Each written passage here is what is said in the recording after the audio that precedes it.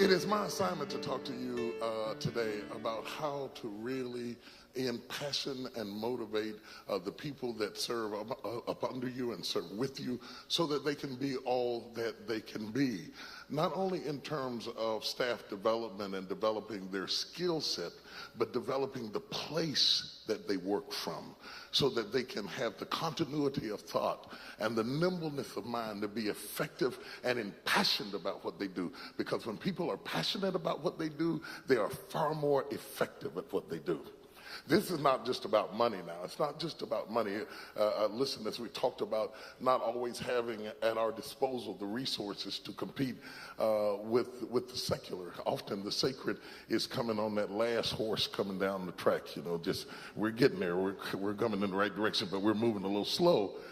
But it's not always about money. Even in secular settings, it's not always about money. People don't do everything about dollars and cents. They do it because they have passion. They do it because they're intense, and they do it because they care. How do we get that passion that exists in us to infiltrate them? And I want to talk to you about that for a few minutes because I think it is vitally important, particularly church leaders. Because, see, church leadership is unique. People really don't come to follow you. They come to follow Jesus. They're excited about the ministry. They're excited about the message. They're excited about the vision. And they came to follow him, and they get stuck with you. In sales world, we call it bait and switch, okay? It's when you advertise one product to get the customer to come in the store, and then you give them something else. I'm not saying that God is doing bait and switch, but I am saying it's a real step down from Jesus to you. And so they say, Lord, I want to serve you and I want to work for you. And many of them are coming away from secular positions, and I'm going to volunteer, or I'm going to take a lower salary, and I'm going to get in there because I'm impassioned about what we're called to do, and we're going to do this for you. And Lord, I want to serve you and follow you, and whatever you say do, I'm going to do it. And then they wake up, and there you are. And they say, who is this? What is the association between who I prayed to and committed to and who I'm now submitted under? It is your responsibility then to make sure that they don't hear a new sound or a different sound from what drew them to the purpose of what they were called to do.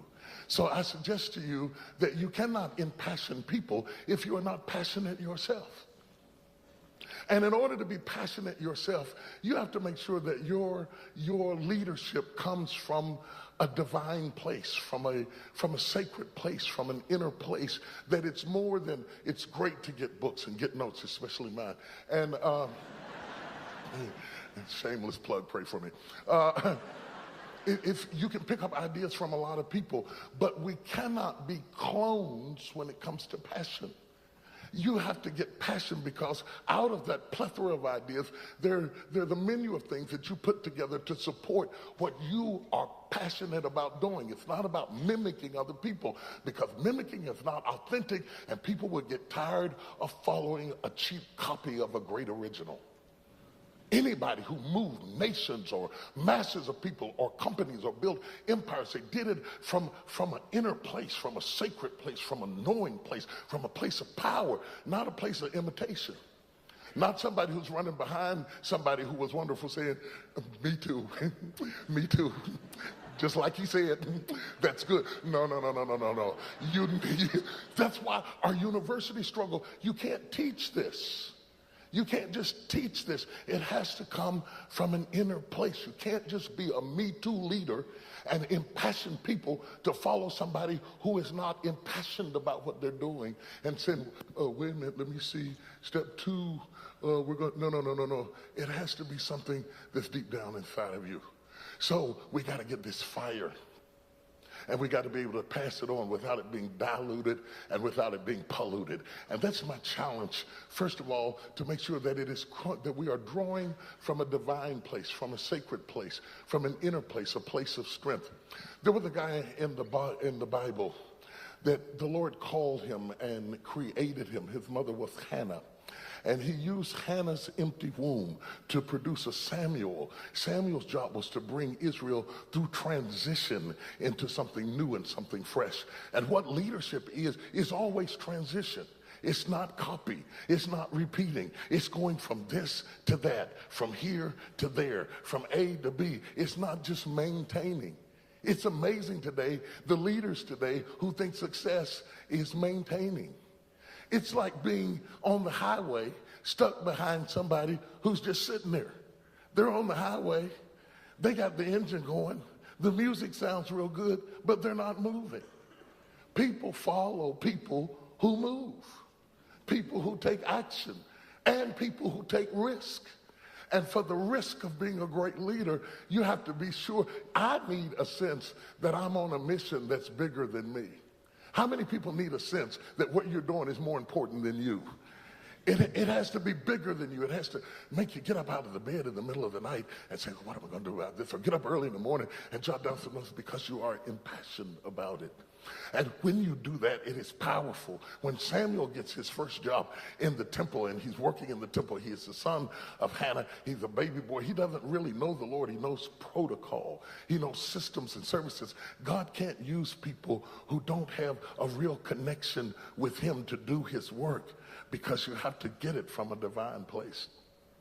Interestingly enough, what he was called to do was to make sure that the lamp in the temple didn't go out. And that's a part of leadership, to make sure that the lamp in your group, in your church, in your business, on your staff does not go out. Because the lamp can go out and you not know it. You can be so busy looking at bottom lines and figures of what you got to do and what you got to go that you don't notice that the lamp has gone out, the light has gone out in the people's eyes. They're doing the right things, but they're not doing it with passion. It's like going to a restaurant.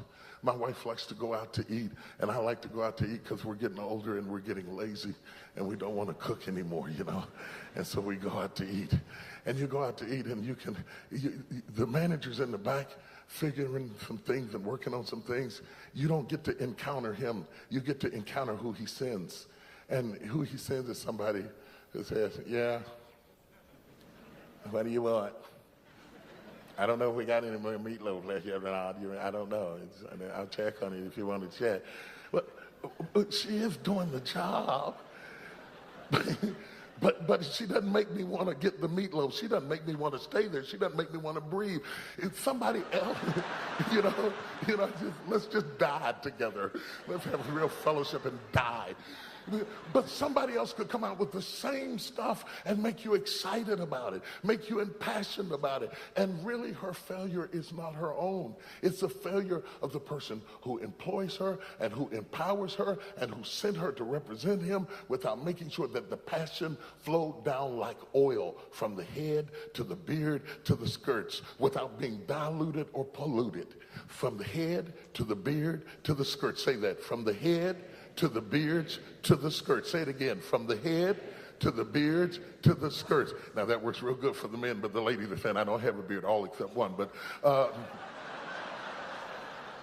what you want to do is to make sure that what you envision happening as it passes down from the head to the beard, to the skirts, through the team, through the staff, it does not become diluted or polluted, not contaminated by people with their own agendas, not filled with new concepts and ideas that digress you away from where you're trying to go. You want the same passion to be on the skirt that it was on the head. And I want to challenge you as a leader to do a quality check to make sure that the same passion, not just the directives, but the passion that it started with, that it is being cycled all the way down to Miss Sally Ann at the checkout counter. Are they still getting the same thing? Because if we give them something different, not only will they be defeated, not only in the church will Christ be poorly represented, not only in the business will you not be as effective as you ought to be, but we will have a generation of people who fail to become all that they can be. Can I get an amen? Working with people, I have found, means dwelling with them according to knowledge. That people are passionate when you ask them to do something that is within their reach, that it is within their grasp. And that means you have to constantly evaluate what they can do. There's nothing worse than somebody asking you to do what you can't do. I don't mind being stretched. I'll stretch. I just don't want to be ripped apart. I want you to challenge me to do something that I can reach. I don't want you to challenge me, like I'm losing weight now, and challenge me with 10 pounds, Don't challenge me to lose 200 pounds. It's just ridiculous. I'll die. Ask me for something reasonable. Evaluating what people can do and keeping the carrot in front of them enough to challenge them without the demands overwhelming them. Because when you overwhelm them, you lose them. And then they feel defeated. And nobody's going to feel passionate if they are defeated. They have to feel like, I'm on my way somewhere and I did this good even if I didn't do that well. And so it's very, very important that we have to dwell with them according to knowledge and know who we have amongst us and what they are able to do, and have a real good sense of gift assessment. What are your giftings? What do you bring that's unique? That is unique and fresh and exclusive to you, and what are your gifts? You'd be surprised how people recognize the gifts in other people better than they recognize the gifts in themselves. And they look at other people and say, ooh, she's so good at that, and ooh, he does that so well. Look at that person over there, but they don't assess themselves. People find it difficult to tell you what they're good at. Most of us, some people, there are a few that are quite different, but by and large, most of them find it difficult to point to what's good about them. And so we have to have a good gift assessment of who they are and where they are and what they're able to do. And we allocate those assets appropriately, because when God gives you people to work with you, that's assets. That's right out of his treasure chest. That's just good stuff. That's better than money. You think we're giving money or something? When God gives you people, he has given you something he really cared about, that he's really impassioned about, and he has given them to you, and you have to assess what they can do and allocate them appropriately, or you're not a good steward of the resources that he has given you. I want to share another point. You want to make sure that the staff, the team, the group, the people that are working with you deliver on the promise that you projected. So it's not enough to say we're going to get this done. Are we fulfilling it? Are we getting it done? Are we getting the quality control? And then getting people fired up about it. I think being a person of faith is an advantage, not a disadvantage. I think it's an asset, not a liability. I think it helps because sometimes even if I didn't communicate appropriately with them to fully understand where we're trying to go, I got like divine help. I got supernatural assistance. If I don't preach good, I don't worry about it. I go home and say, Holy Spirit, show it to them. See, CEOs can't do that stuff. You have to have some faith to be able to do that. You know what the illustration meant. And so when I minister sometime and they don't respond the way I expected, and they don't get what I'm trying to get, or they don't laugh at the joke, I know they're going to get it. Sometimes they just start laughing in the middle of the night. It's a delayed reaction. You have to know that you're not in this by yourself. And just because you don't see results right now in whatever it is you're doing, it doesn't mean that you're not going to get results, that you've got some divine assistance on your side. Because the conference is going to end, and you're going back to the front lines to implement 1,000 different things and 1,000 different ideas and 1,000 different concepts, and all of them don't go well all the time, but that's okay. Because if you do something that's from your heart, and you do something that gets you out the bed in the morning, gets you out the bed in the morning, and you feel good about yourself, everything that comes up short, God will make up the difference.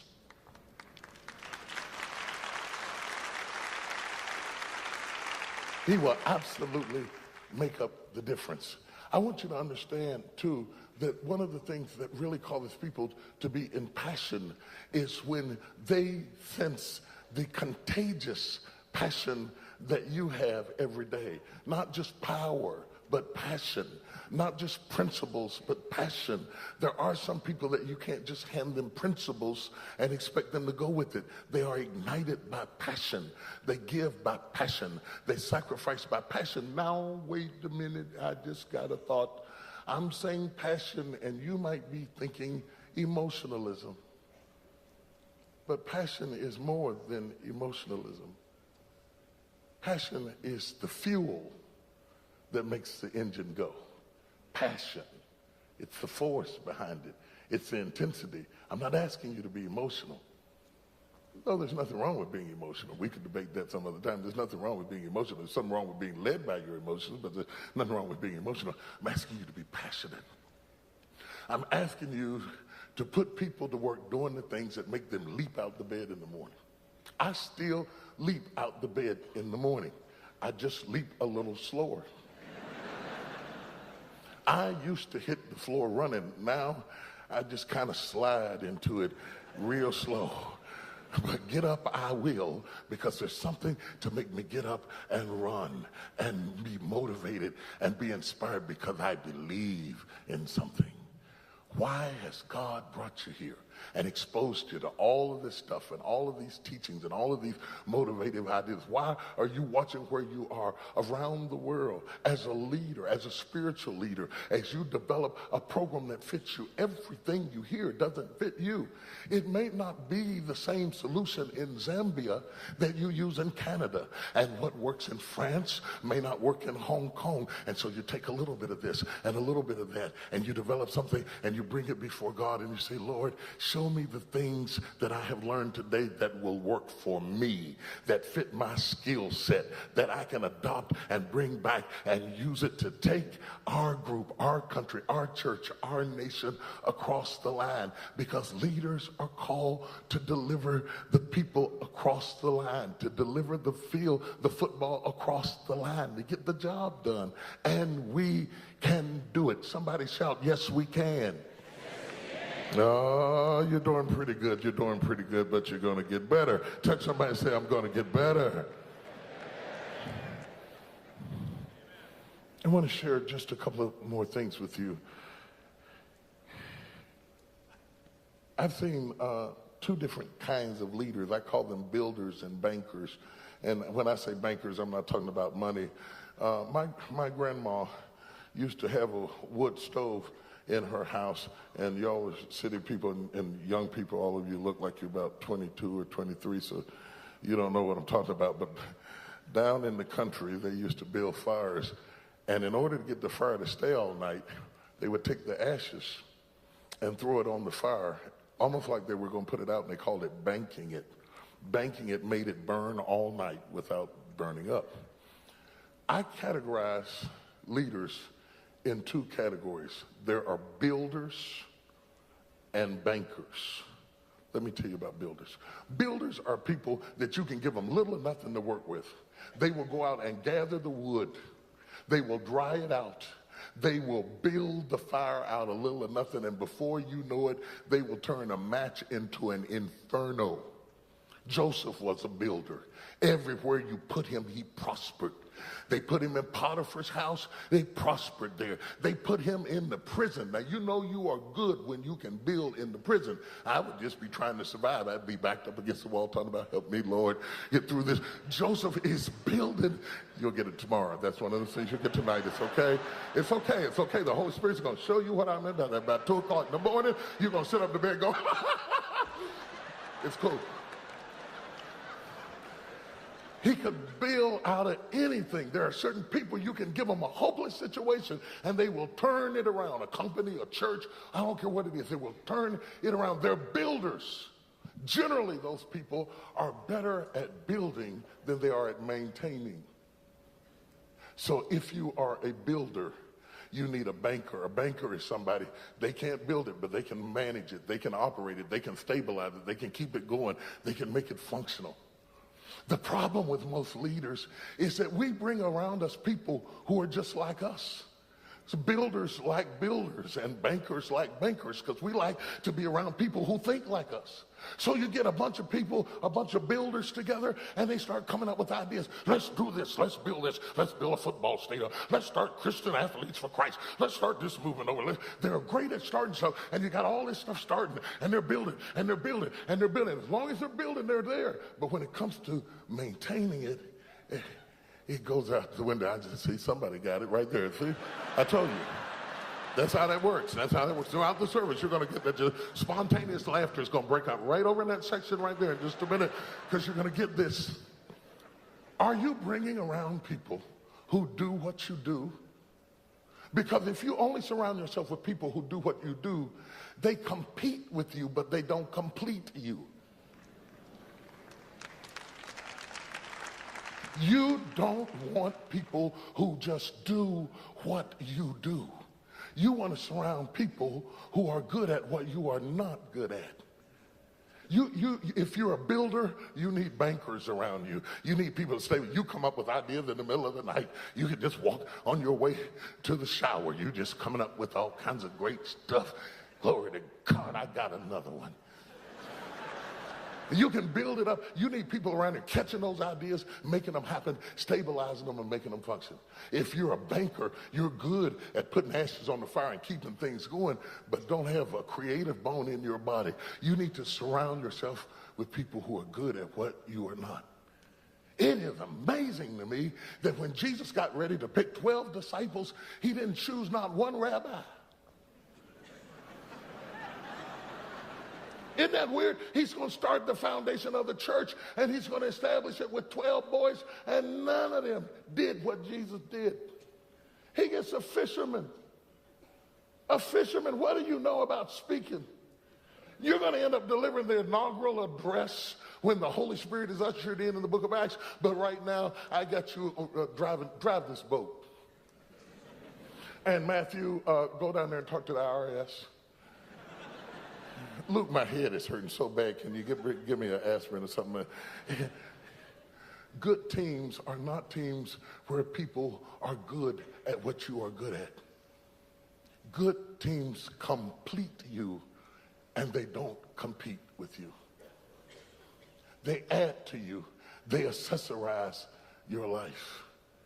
So as you lead and as you develop, you need those kinds of people who are assets and not liabilities. The other thing I want you to understand is that you don't want to make confidants out of people who are serving with you. Confidants are your personal friends. Don't expect to have them in public places. If you have 2 or 3 of them in a lifetime, you have done really well. 2 or 3 people with whom you can be totally transparent, you are a rich person. Confidants.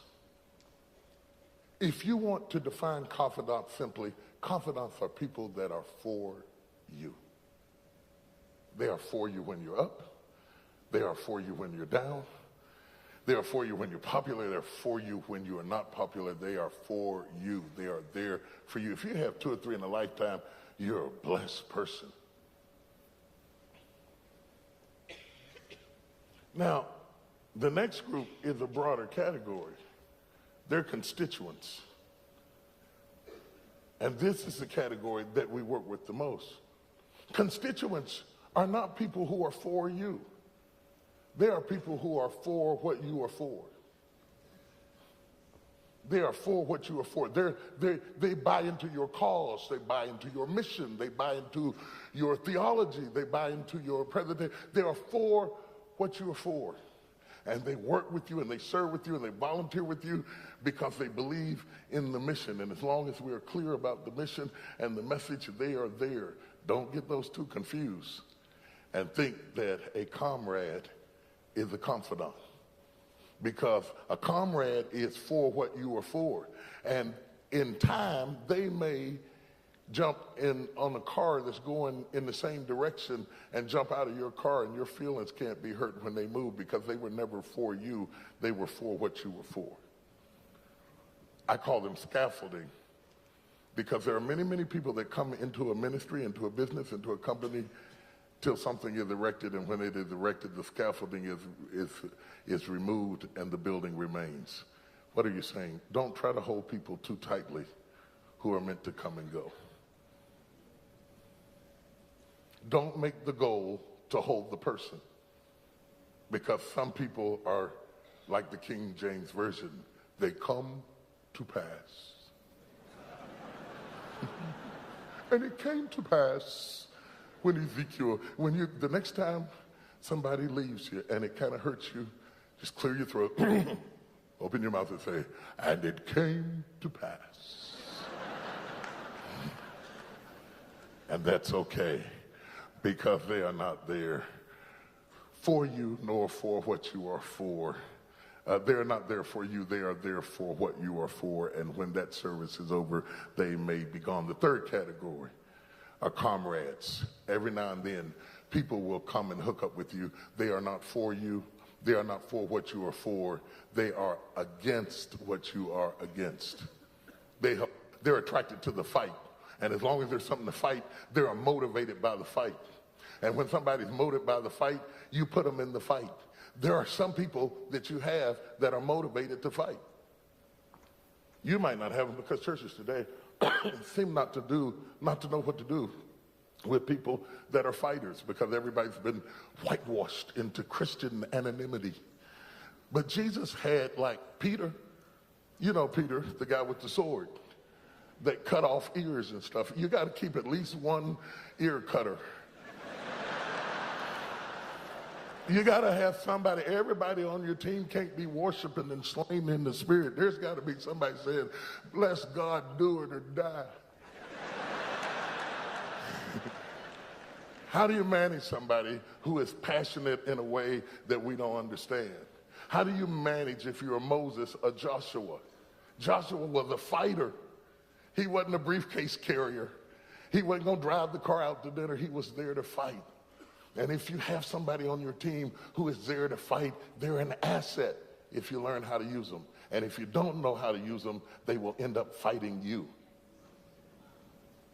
Is there somebody that's serving under you, that's fighting you, that if you handle them differently, they could fight for you and not against you? You don't want to kill the fight. You want to direct them at the target, instead of putting a bullseye on your backside and suffering from the consequences. God does send Joshuas and Peters who are passionate about fighting and defending something, and if you try to make them graze in the pasture when they ought to be howling on the mountain, you're going to have trouble with your team.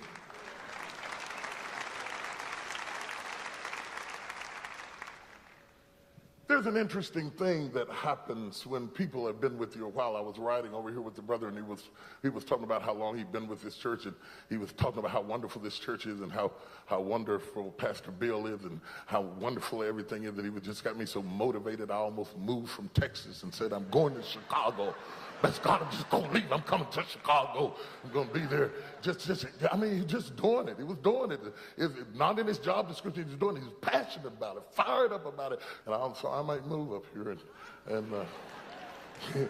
Yeah. Plus, it's 110 degrees in Dallas, and it's a little cooler up here. Yeah.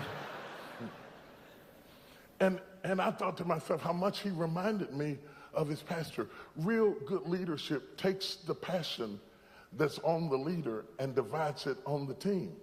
That's why if the leader has low passion, the people have low passion. If the leader is loving, the people are loving. If the leader is staid and stoic and resistant, the whole place will be staid and stoic and resistant.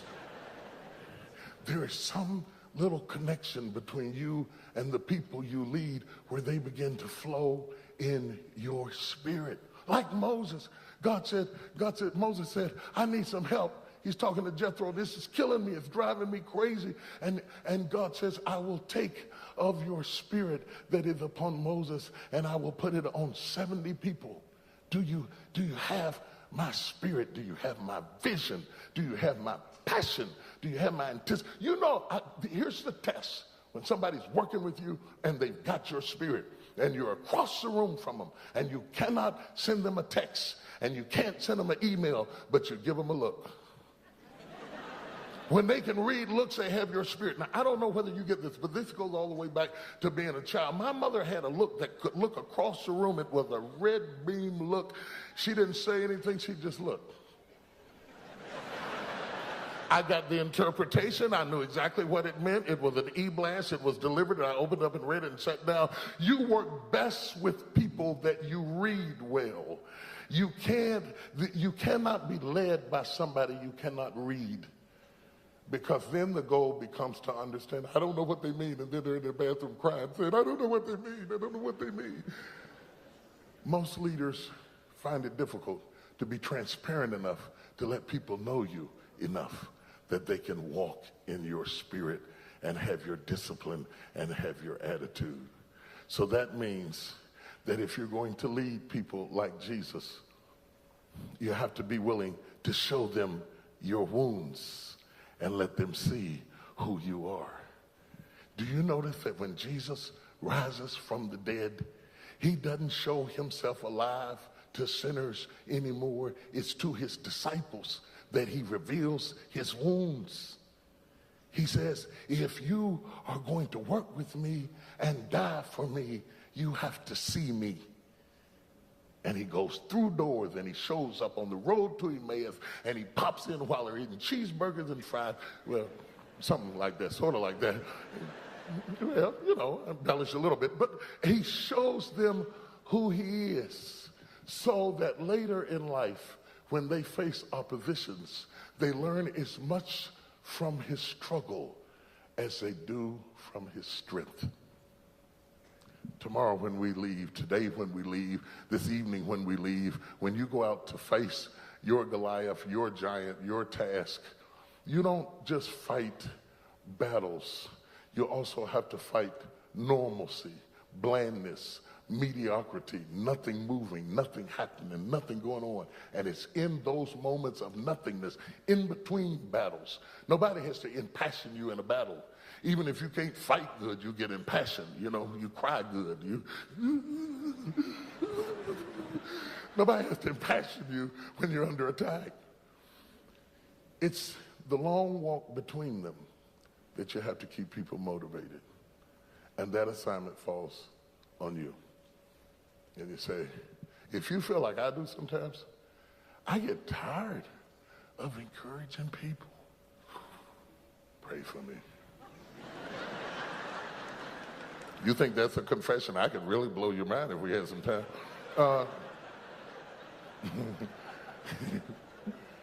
Sorry, Bill.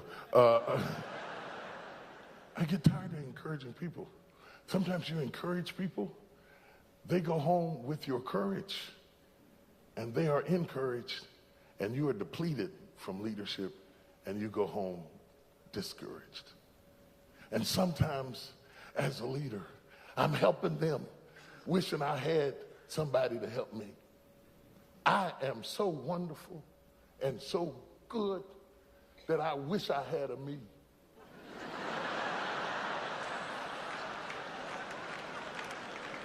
I've been praying, give me a me. Somebody who'll come along and help me when I'm worn out and to be there for the right reason, and somebody who can be trusted. Lord, I need a me. I'm giving myself and my strength away, and I'm empty and I'm depleted. I'm kind of like the innkeeper off after the Jericho Road who has 2 denarii to take care of a man who's probably going to be sicker than the money can pay for. And the Good Samaritan says to him, I'm going to take these denarii and I want you to take care of this man till I come back. And he must have known he's going to be gone for a while, because he says, if I owe you anything, I'll pay you when I come back. In other words, I know that you're going to often do what you do at such expense that you yourself will be operating in the red.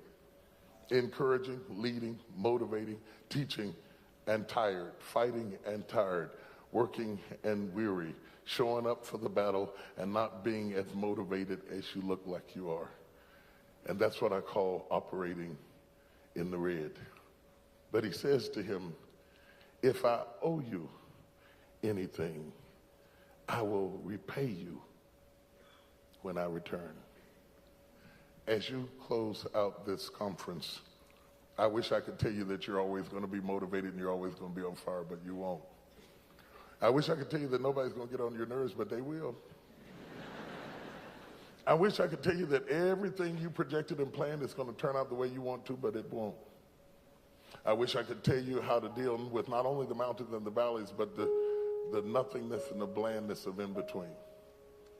I wish I could tell you that you weren't going to encourage other couples and go home and have arguments and help other people with their children and go home and say, I can't believe you acted like this in school today. There will be all of those days. But when you find yourself running low and your fuel tanks are blinking and your smile is a little bit phony and your feet are a little bit tired,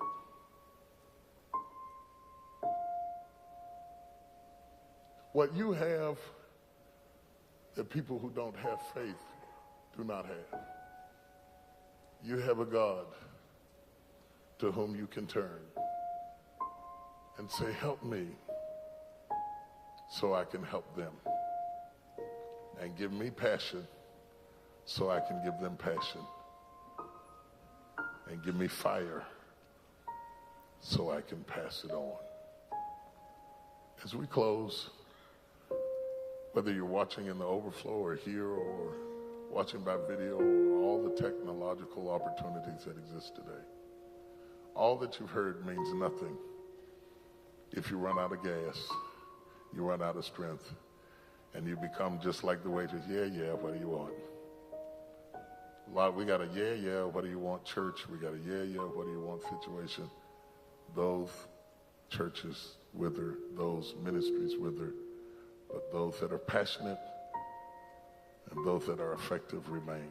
What do you do when you wish you had somebody to encourage you after you encourage other people? I tell you what I do. When my heart is overwhelmed, I go to the rock that is higher than me and say, Lord, my smile is getting phony and my grin is getting tired and I feel like the Calgon commercial, take me away. And since you won't let me off and you won't let me off the hook and I got to go back out there and do that same thing again, even when I don't feel like doing it, increase my faith and send me out there and I will do it again. I want you to do something for me as we close. You're leaders. That means that when you get back home, there's going to be a whole lot of little puppies nursing on you and drawing your milk down and needing this and needing that and needing the other. And this is your only chance to get a little gas before you go back on duty. I want you to join hands with somebody on your right and on your left. In fact, if you don't mind, stand on your feet. Stand on your feet. Pull your girdle up and your hair down and get up.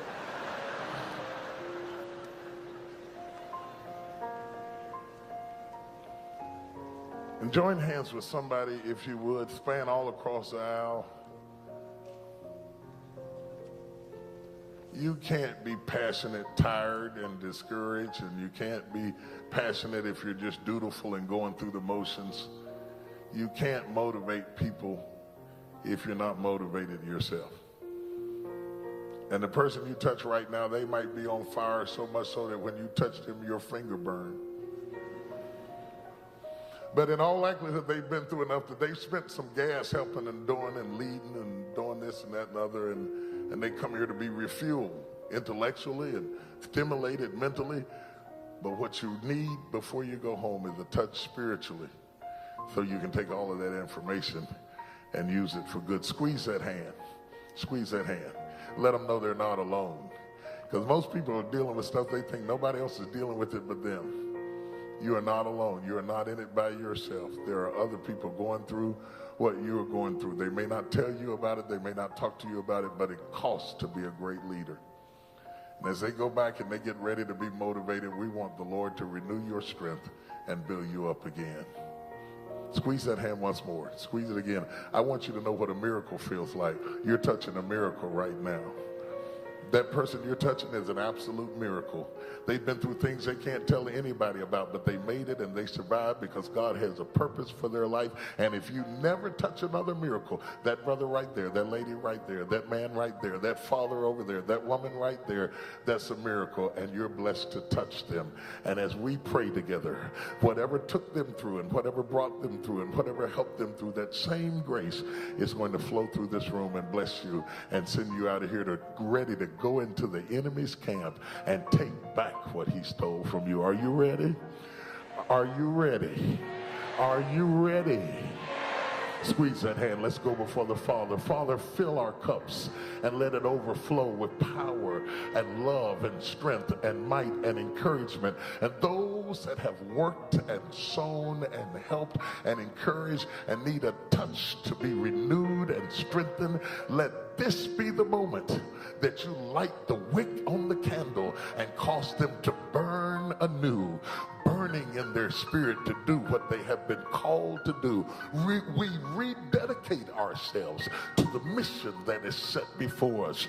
We recommit ourselves to the task that is set before us, and we do it with passion and we do it with gusto. Remember, every business, every company, every ministry, every outreach, every group that seeks to do you service, whether secular or sacred, let new strength come and new joy and new peace and new power, and fire us up and we'll fire them up, and ignite us and we'll ignite them, and give us wisdom and we'll speak the wisdom that you gave us. And we are blessed to be here. We could have been destroyed, but we are blessed to be here. We've been in a lot of battles, but we are blessed to be here. We're not going out there to get the victory. We have the victory right now. We're going to spread the victory. We're going to blow the trumpet. We're going to wave the flag. We're going to spread the victory. Let all enemies know we left empowered and motivated to do what we have been called to do. I want the shout of victory in this house right now. Amen. Amen.